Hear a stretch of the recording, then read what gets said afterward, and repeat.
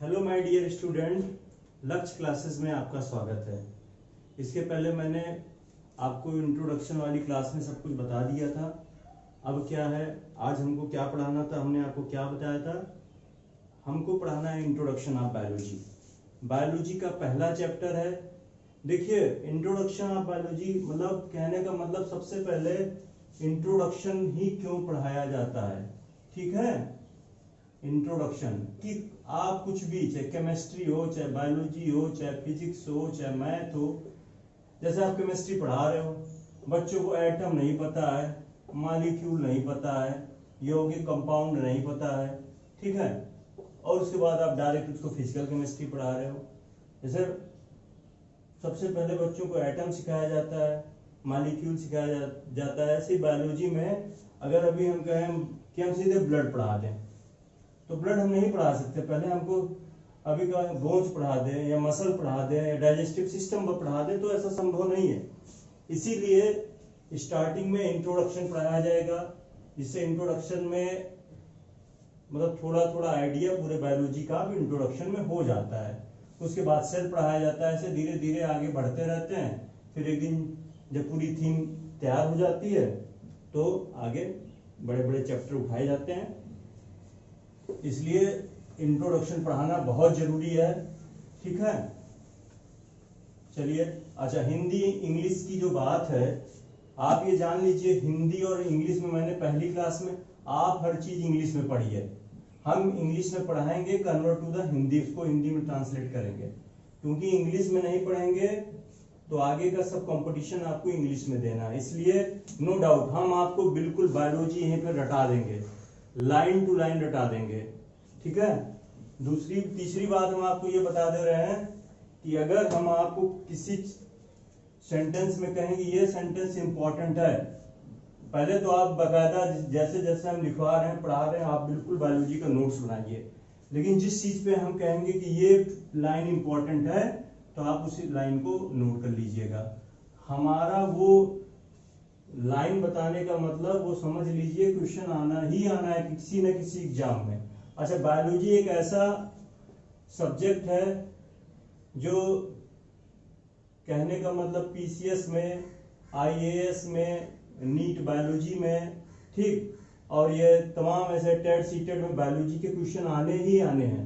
जैसे environmental biology हो गई, पॉपुलेशन हो गया, पॉल्यूशन हो गया, साइटोलॉजी हो गया, डीएनए हो गया, ऐसे विटामिन हो गया, प्रोटीन हो गया, तमाम ऐसे बायोलॉजी के टॉपिक हैं जो किसी भी एग्जाम में ये आएगा ही, ठीक है। आप जनरल साइंस देख लीजिए तो बायोलॉजी एक ऐसा सब्जेक्ट है, चाहे आप यूपी पुलिस की परीक्षा देंगे, सीटेट, टेट, कोई भी एग्जाम आप देंगे कंपटीशन का, बायोलॉजी आना ही आना रहता है, ठीक है स्टूडेंट। फिर हम आपको शुरू करते हैं बायोलॉजी का पहला chapter, introduction of biology. Introduction of biology.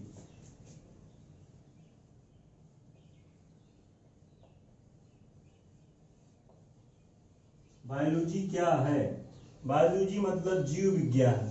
जीव विज्ञान को इंट्रोड्यूस करना है कि उसके बारे में आपको जानकारी देना है। क्या जानकारी आपको है, इसका मतलब है इंट्रोडक्शन ऑफ बायोलॉजी। तो सबसे पहले हम आपको बताते हैं बायोलॉजी की डिफिनीशन क्या होती है। सबसे पहले नोट करिए बायोलॉजी की डिफिनीशन। बायोलॉजी क्या है? इसको अगर हम दो भागों में डिवाइड कर देते हैं, इसको दो भागों में अगर डिवाइड कर दें तो देखिए, इसको बायो प्लस लॉजी या लॉगी। बायो मतलब लिविंग थिंग्स, सजीव, और लिविंग थिंग्स और अध्ययन मतलब सजीवों के बारे में अध्ययन करना। सजीव के बारे में अध्ययन करना ही बायोलॉजी कहलाता है, ठीक है। हिंदी में समझ गए? सजीवों के बारे में अध्ययन करना ही बायोलॉजी कहलाता है। इसकी अंग्रेजी में डिफिनीशन लिख दे रहे हैं। बायोलॉजी की हम डिफिनीशन लिख दे रहे हैं, study of living, LIVINGS, living BEINGS, living beings, मतलब सजीवों, इसका मतलब सजीव, सजीवों के बारे में पढ़ना ही बायोलॉजी कहलाता है। सजीवों के बारे में पढ़ना ही बायोलॉजी कहलाता है। And biology also known as the bioscience, और बायोलॉजी को बायोसाइंस कहा गया है। क्या कहा गया है? बायोसाइंस, या biology also known as bioscience, bioscience, biology also known as bioscience और लाइफ साइंस। ठीक है, यहां से क्वेश्चन उठता है कि बायोलॉजी को और क्या कहा जाता है? बायोलॉजी को और बायोसाइंस कहा जाता है, लाइफ साइंस कहा जाता है। एक क्वेश्चन ये इंपॉर्टेंट, नोट कर लीजिए, ये पूछा ही जाता है कहीं ना कहीं। ठीक है, तो आप लोग बायोलॉजी समझ गए। बायोलॉजी मतलब सजीवों के बारे में पढ़ना, बायोलॉजी मतलब study of living beings, also known as the biology, also known as the bioscience, biology also known as the life science. इतनी चीज समझ गए। इसके बाद आता है, अच्छा एक चीज और बताना है, study of living beings on the earth. इसमें और जोड़ सकते हैं बढ़िया definition, study of living things on the earth, किस पृथ्वी पर सजीवों के बारे में पढ़ना बायोलॉजी कहलाता है। That is the complete definition of the biology. ठीक है, सजीवों के बारे में पृथ्वी पे पढ़ना बायोलॉजी कहलाता है। तो बायोलॉजी आप समझ गए। इसके बाद हम बताते हैं आपको एक्सोबायोलॉजी। ठीक है, मान लीजिए हमारी पृथ्वी है, ये अर्थ है, ये अदर प्लैनेट्स हैं, छोटे छोटे अदर प्लैनेट्स हैं। तो ये मान लीजिए अर्थ है, तो यहां पर सजीवों के बारे में पढ़ रहे हैं, तो हो गया वो बायोलॉजी। ठीक, अगर हम दूसरे प्लैनेट्स पे जाकर सजीवों के बारे में पढ़ते हैं तो वो कहलाता है एक्सोबायोलॉजी। क्या कहलाता है? एक्सोबायोलॉजी। तो डिफिनीशन लिखिए, एक्सोबायोलॉजी क्या है? Other planets. ठीक, अगर सजीवों के बारे में दूसरे ग्रह पे पढ़ते हैं, study of living things on the other planets, card the exobiology. तो आप बात समझ गए, biology study of living things on the earth, exobiology study of living things on the other planets. दो चीजें आप सीख गए। आपको बायोलॉजी बिल्कुल रटा के भेजेंगे, लाइन टू लाइन आपको याद रहेगा। अब बात करते हैं माइक्रोबायोलॉजी। या आप इंट्रोडक्शन ऑफ बायोलॉजी पढ़ रहे हैं, अब बात करते हैं माइक्रोबायोलॉजी। माइक्रोबायोलॉजी क्या होता है?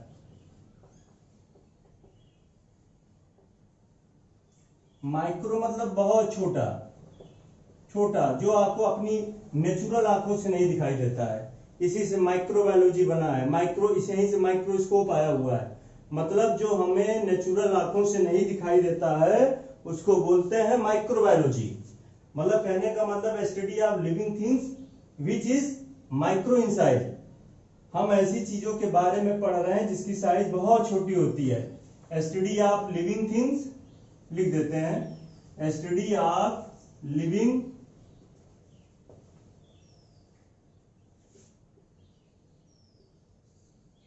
which are micro in size, micro in size। ठीक, तो समझ लीजिए माइक्रोबायोलॉजी क्या होता है? Study of living things which are the micro in size. ऐसी चीजों को पढ़ना जो बहुत छोटी छोटी होती हैं, या study of living things with the help of the microscope. ऐसे सजीवों के बारे में पढ़ना जिसको हम माइक्रोस्कोप की सहायता से पढ़ते हैं, उसको माइक्रोबायोलॉजी कहते हैं। इसी माइक्रोबायोलॉजी में बैक्टीरिया, वायरस, माइकोप्लाज्मा, ऐसे चीजें इसी में आती हैं। ठीक है, तो हमने आपको तीन चीज बता दिया, biology, exobiology, biology, exobiology and microbiology, याद रखिएगा।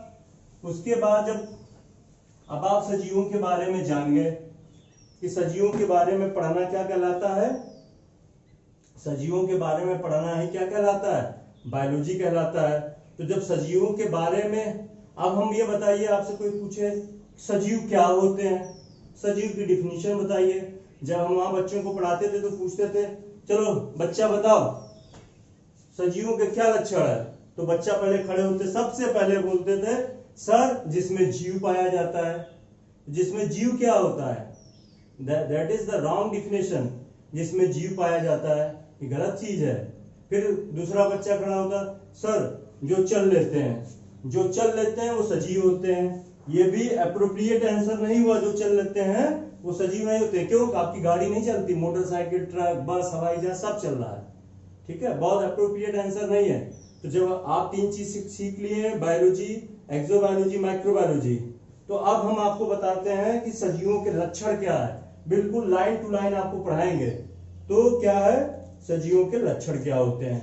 तो स्ट्रक्चरल एंड फंक्शनल प्रॉपर्टी आप, चलिए हेडिंग डाल देते हैं, structural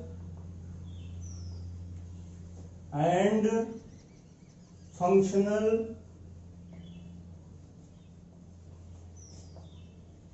properties of living beings.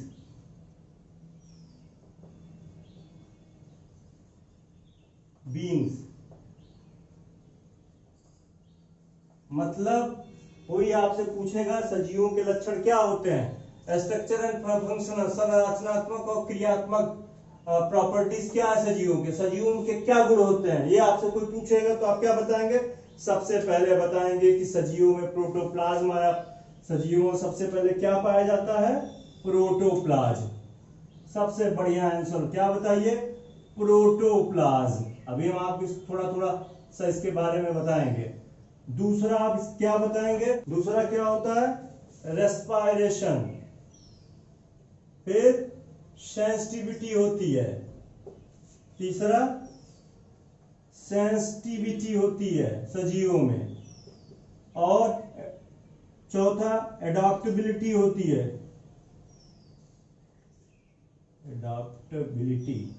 Adaptability होती है, ठीक। पांचवा होमियोस्टेटिस होता है। होमियोस्टेटिस होता है। एक्सक्रीशन होता है। एक्सक्रीशन होता है। ग्रोथ होता है। क्या होता है, ग्रोथ होता है, ठीक। और सातवां आठवां डाइजेशन होता है। मेटाबॉलिज्म होती है।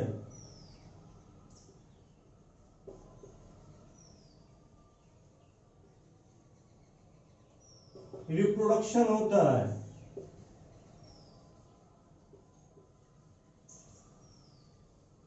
ठीक है, ऐसे लिख लीजिए, ऑर्गेनिक एवोल्यूशन होता है, ठीक है। तो बढ़िया चीज आपको बता दी है।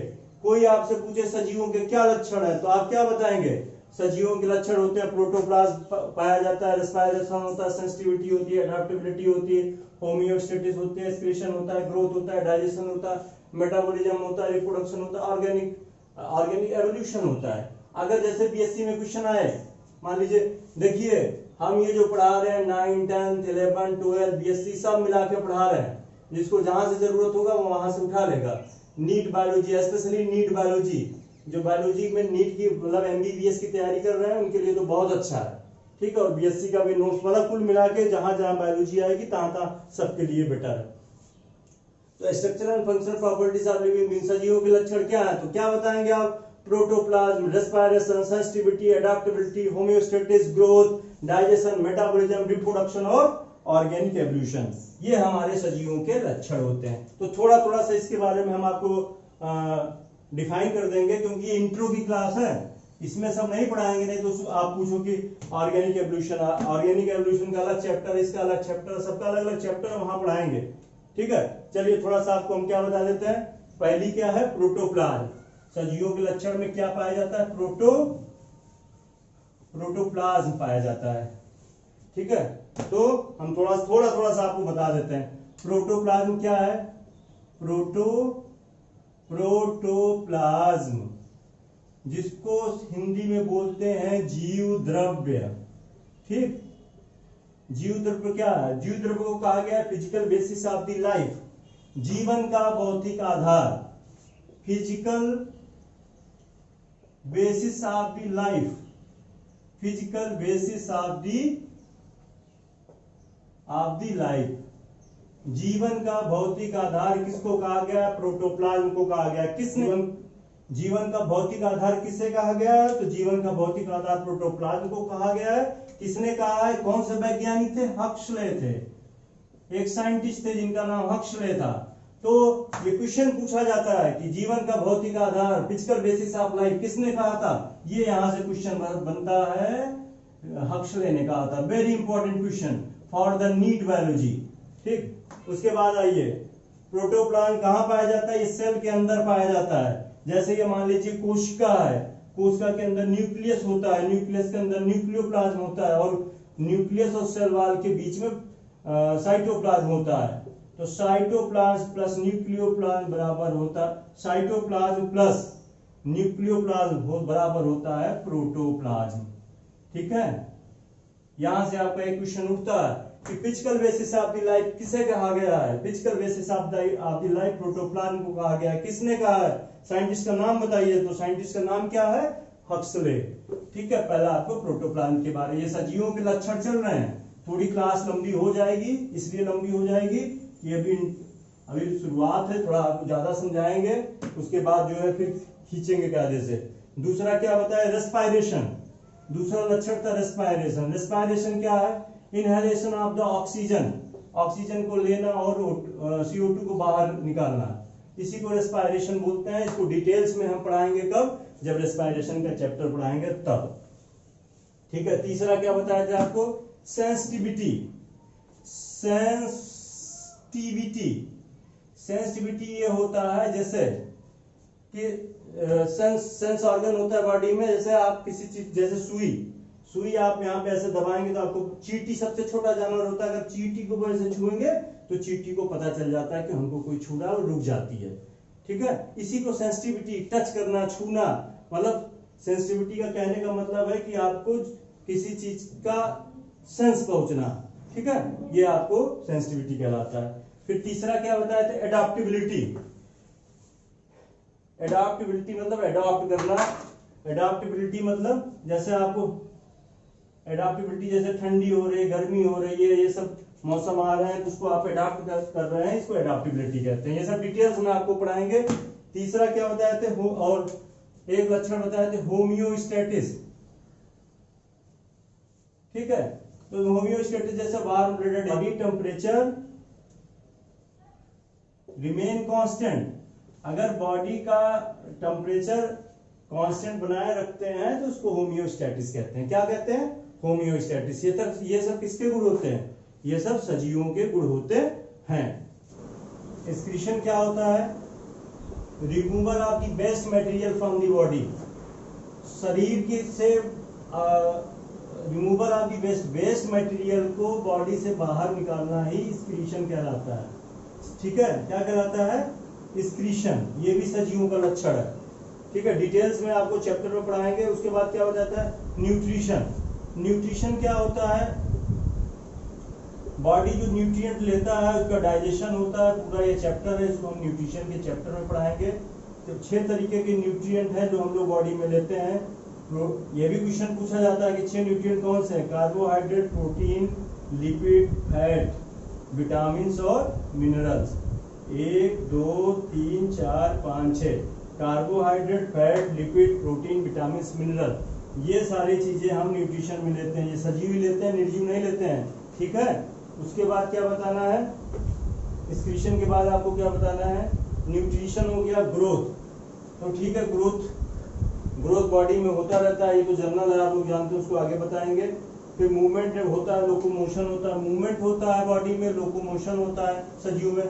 मूवमेंट देखिए, पेड़ अपनी जगह पे खड़े होकर ऐसे ऐसे हिलते रहते हैं, उसको मूवमेंट कहते हैं। ये कोई जानवर है, यहाँ से यहाँ चला गया, इसको लोकोमोशन कहते हैं। ये भी सजीवों का लक्षण है, मूवमेंट एंड लोकोमोशन। अब बताते हैं मेटाबॉलिज्म।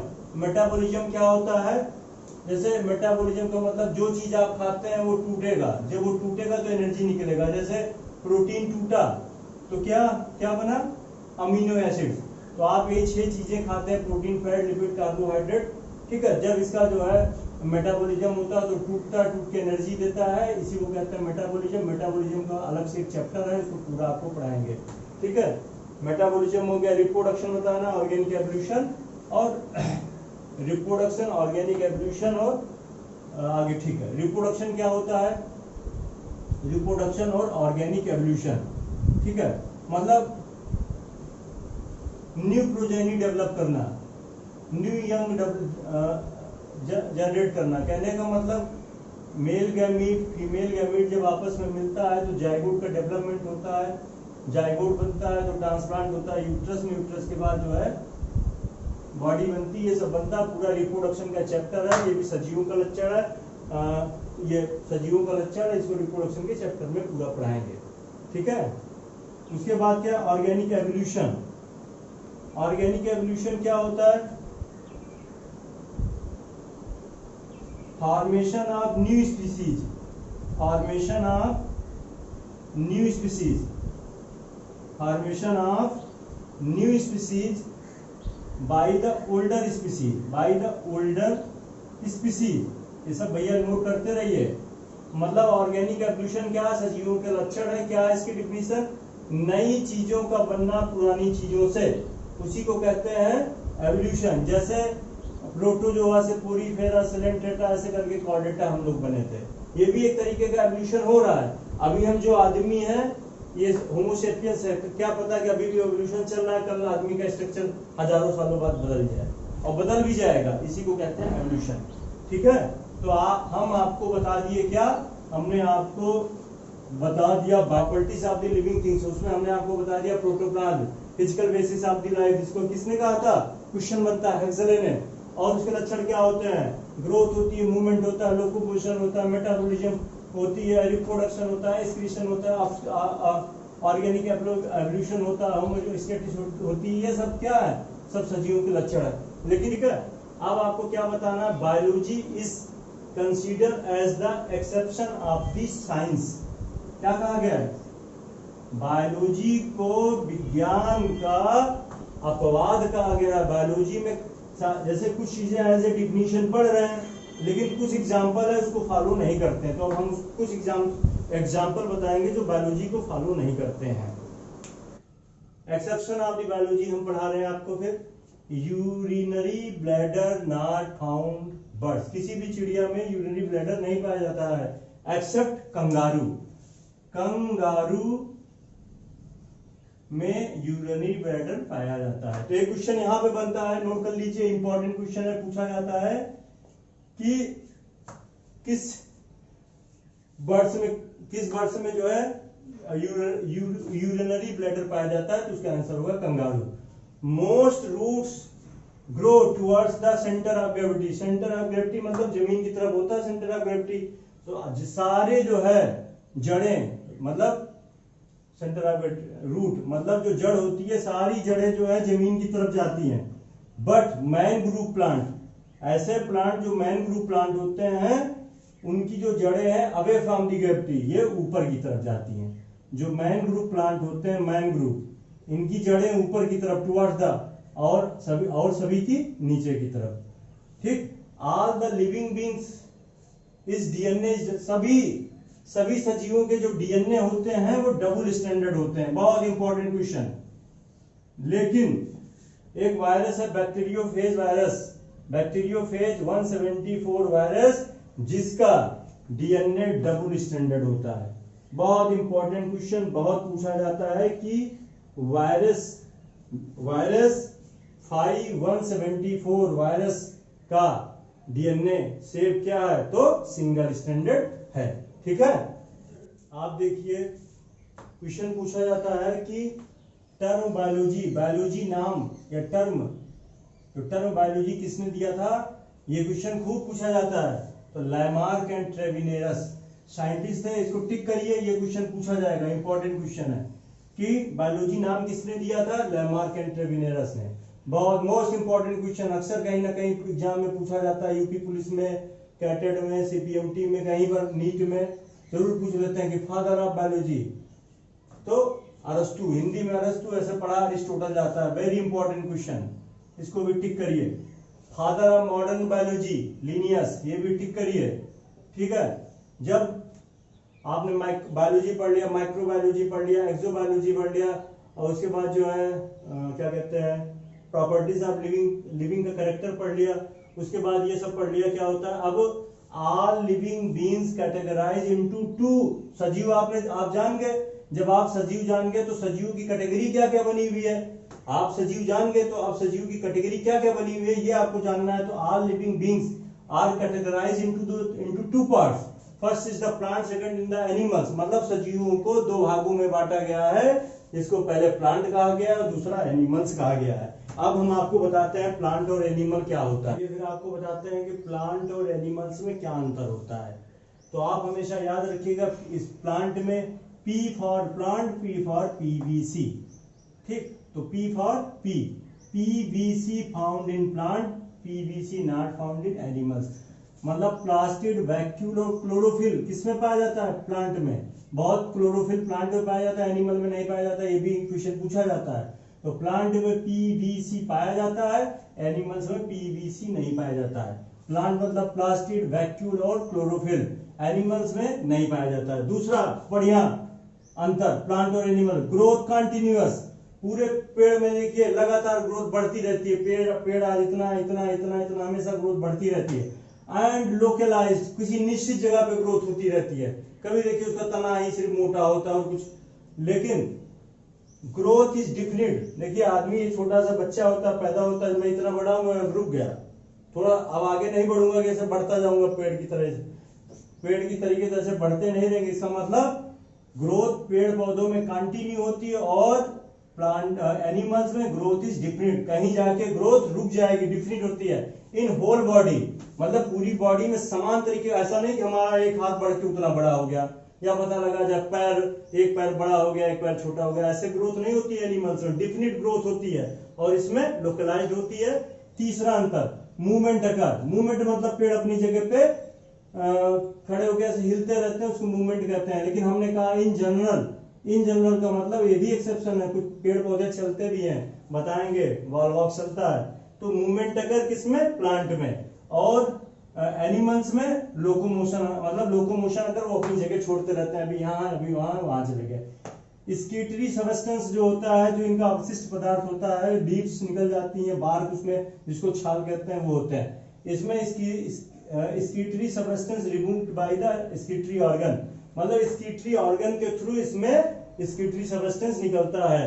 ठीक, ये ऑटोट्रॉफ मतलब स्वपोषी, अपना खाना स्वयं बनाते हैं। कहने का मतलब प्लांट कैसे अपना खाना बनाते हैं, स्वयं बनाते हैं। इसमें क्या होती है, फोटोसिंथेसिस की प्रोसेस होती है with the help of the light, ये अपना भोजन बनाते हैं। लेकिन इनके बनाए भोजन को एनिमल्स खाते हैं, इसलिए इसको हेटेरोट्रॉफ। जो अपना भोजन स्वयं बनाए ऑटोट्रॉफ, जो अपना भोजन स्वयं नहीं बनाए दूसरों पे आश्रित रहे, इसे हेटेरोट्रॉफ बोलते हैं। अगर आपको बीएससी में लिखने को आ गया या इंटरमीडिएट में लिखने को आ गया या कोई क्वेश्चन पूछा गया तैयारी में, तो आपसे पूछा गया प्लांट एनिमल्स में क्या अंतर है, तो लिखिएगा पहला डिफिनीशन, लिखिएगा प्लांट में प्लास्टिक वैक्यूल क्लोरोफिल पाया जाता है, इसमें नहीं पाया जाता है। इसमें ग्रोथ कंटिन्यूअस होती है, इसमें डिफिनिट होती है, इसमें लोकलाइज्ड होती है, इसमें होल बॉडी होती है, इसमें मूवमेंट होता है, इसमें लोकोमोशन होता है, इसमें स्कीटरी सबस्टेंस बार्क एंड लीव्स होता है, इसमें स्कीटरी ऑर्गन की जरूरत होती है, ऑटोट्रॉफ होता है, हेटेरोट्रॉफ हो गया। अब हमने इसका अंतर बता दिया है आपको, ठीक है। ठीक, चलिए फिर नेक्स्ट में देखते हैं बायोलॉजी। जब हमने आपको पीछे पढ़ा दिया जूलॉजी और बॉटनी दोनों में अंतर बता दिया कि प्लांट और एनिमल में क्या अंतर है, तो फिर अब इसका थोड़ा क्लासिफिकेशन बताते हैं आपको। जूलॉजी, जू मतलब होता है एनिमल्स, यहीं से काट दो। जू मतलब जो चिड़ियाघर बना रहता है, उसका मतलब वहां पे आप चिड़ियाघर बोलते हैं तो खाली इसका ये मतलब नहीं वहां चिड़िया होती है। जूलॉजी, जू बोला जाता है, जू मतलब वहां सब आ गया, बर्ड चिड़िया सब वहां पाई जाती है। तो जूलॉजी, जू मतलब एनिमल्स, लॉजी मतलब स्टडी, मतलब स्टडी ऑफ एनिमल्स काट द जूलॉजी। क्या कहते हैं, स्टडी ऑफ मतलब कहने का मतलब जो है एनिमल्स के बारे में पढ़ना क्या कहलाता है, जूलॉजी कहलाता है। फादर ऑफ जूलॉजी, बहुत क्वेश्चन पूछा जाता है, फादर ऑफ बायोलॉजी कौन है, अरस्तु है, अरिस्टोटल है, टिक करिए, एग्जाम में आएगा, कहीं ना कहीं तो आएगा। अरिस्टोटल साहब ने एक किताब लिखी जिसका नाम है हिस्टोरिया एनिमलिया, पूछा जाता है हिस्टोरिया एनिमलिया बुक्स किसने लिखा था? अरिस्टोटल ने लिखा था।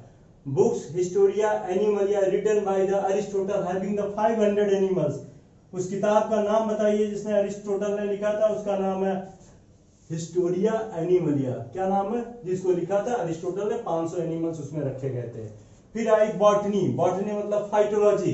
फाइटो मतलब प्लांट, लॉजी मतलब स्टडी। फाइटोलॉजी मतलब प्लांट के बारे में स्टडी करना कहलाता है phytology. Botany study of plant. Father of botany, question पूछा जाता है कि बॉटनी के पिता, वनस्पति विज्ञान के पिता कौन है? थियोफ्रास्ट। टिक करिए, क्वेश्चन पूछा जाता है। जो हम आपको टिक करने के लिए कह रहे हैं वो टिक करिए, यही सब एग्जाम में आएगा, ठीक है। फिर पूछा जाता है हिस्टोरिया प्लांटेरम बुक किसने लिखा था? हिस्टोरिका प्लांटेरम बुक थियोफ्रास्टस ने लिखा था, जिसमें 500 प्लांट रखे गए थे। 500 plant kept in the books Historica Plantarum written by the Theophrastus. आगे आइए, father of the modern botany. Modern botany के जनक कौन है? तो शेक्सपियर बाविन। शेक्सपियर बाविन ये कौन है? Father of modern botany. Father of Indian botany William Roxburgh. बहुत इंपॉर्टेंट, बहुत पूछा जाने वाला क्वेश्चन, ठीक है। कहीं ना कहीं ये पूछा जाएगा किसी भी एग्जाम में, रेलवे में, टेट में, सीटेट में, बीएससी में, ठीक है। तो एक बार फिर से, जूलॉजी बॉटनी, जू मतलब एनिमल्स, लॉजी मतलब स्टडी, स्टडी ऑफ एनिमल्स का zoology. Father of zoology Aristotle. Historia Animalia written by the 500 animal written by the Aristotle. Botany phytology study of plant, father of botany Theophrastus. Books written Historica Plantarum Theophrastus 500 animal. Father of modern botany Shakespeare Bauhin. और father of Indian botany William Roxburgh. ठीक है, समझ में आ रहा है? Comment करते रहिएगा नीचे।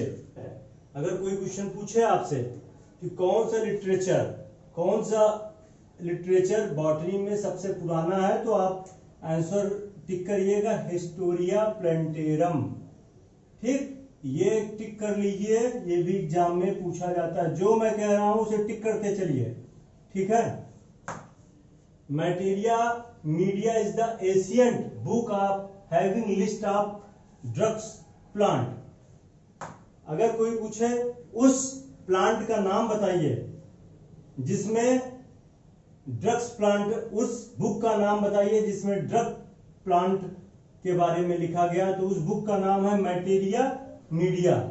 मैटेरिया मीडिया बुक है, is the Asian book of having the list of the drug of plant. Drug plant के बारे में किस बुक में लिखा गया है? उस बुक का नाम है Materia Media. Book Historica Naturalis written by Pliny Elder. पूछा जाता है कि हिस्टोरियन नेचुरलिस किताब किसने लिखा था, बुक किसने लिखा था? यह पूछा जाता है प्लिनी और Elder. Having the list of 1000 plant, मतलब Historica Plantarum written by the Pliny Elder, उसमें कितने प्लांट थे? 1000। ठीक है, ये सब पॉइंट उठा के लाए आपके लिए। ऑलमोस्ट 3,43,225, 3,43,225 प्लांट, इतने 3,43,225 प्लांट नोन टिल नाउ। अभी तक इतने पेड़ों की जानकारी लगभग हुई है। बॉटनी मतलब हर्ब होता है, हर्ब सर्ब ट्री, प्लांट में होता है हर्ब, तो बॉटनी मतलब हर्ब। द वर्ड बॉटनी मतलब जो वर्ड बॉटनी आया था, derived from the Greek word boskein. ये बॉटनी कहां से आया था? एक वर्ड था जहां इसका नाम है बॉक्सिन। बॉक्सिन से बॉटनी आया था। बॉक्सिन का मतलब होता है ग्रेजिंग मतलब चरना मतलब चरना, जानवर चरते हैं, इसलिए बॉटनी में बॉक्सिंग शब्द रखा गया है। बस आज हम इतना ही पढ़ाते हैं आपको। नेक्स्ट लेक्चर आपका क्या होगा? इंट्रोडक्शन ऑफ बायोलॉजी में क्या होगा? Branches of the biology. क्या होगा? Branches of biology. ठीक है भैया, आप लोग तैयार रहिएगा ब्रांचेस ऑफ बायोलॉजी पढ़ने के लिए। बस आप लोगों से एक ही चीज का निवेदन है कि चैनल को सब्सक्राइब कर दीजिए, ठीक है, सब्सक्राइब कर दीजिए, शेयर कर दीजिए। ज्यादा से ज्यादा लोग रहेंगे तो पढ़ाने में भी अच्छा लगेगा। ठीक है, ब्रांचेस ऑफ बायोलॉजी जो है नेक्स्ट लेक्चर में पढ़ाएंगे। खुश रहिए, मस्त रहिए, किसी को परेशान न करिए, किसी के बारे में बुरा मत सोचिए, अपने परिवार का ख्याल रखिए। धन्यवाद, थैंक यू। फिर मिलेंगे नेक्स्ट क्लास में।